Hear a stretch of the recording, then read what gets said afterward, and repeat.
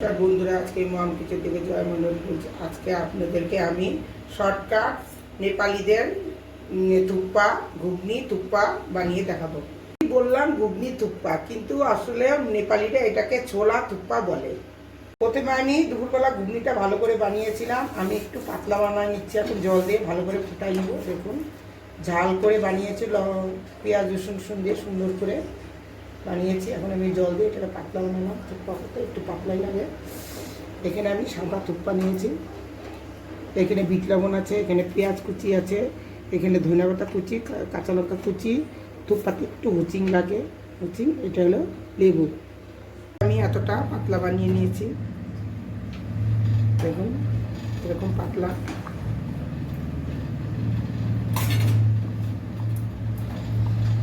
এখন আমি ঘুগনিটা নামাই নিব।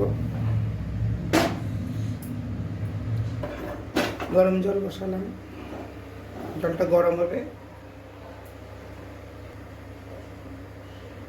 এখন জলের মধ্যে অল্প একটু তেল দিয়ে দেব।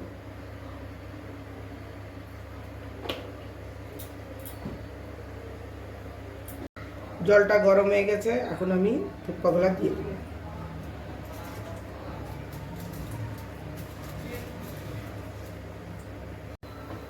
থুপ্পাটা একটু শক্তই নামাবো, দেখি কতটা হয়েছে। আর একটু হবে, হয়ে গেছে সিদ্ধ সুন্দর। এখন আমি ভালো করে ধুয়ে নেব।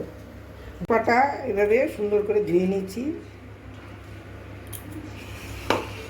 এখন আমি থুপ্পাটা দিব, আর এখানে ঘুগনি করে দিয়ে দিব। ঘুগনি জলটা দিতে লাগে বেশি। তারপরে আবার অল্প একটু থুপ্পা দিয়ে দিব।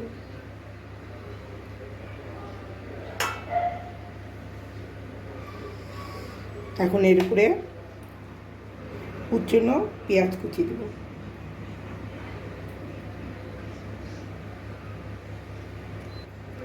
কাঁচা লঙ্কা কুচি,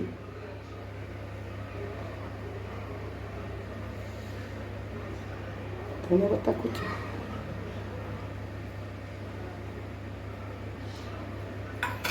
অল্প একটু বিট লবণ,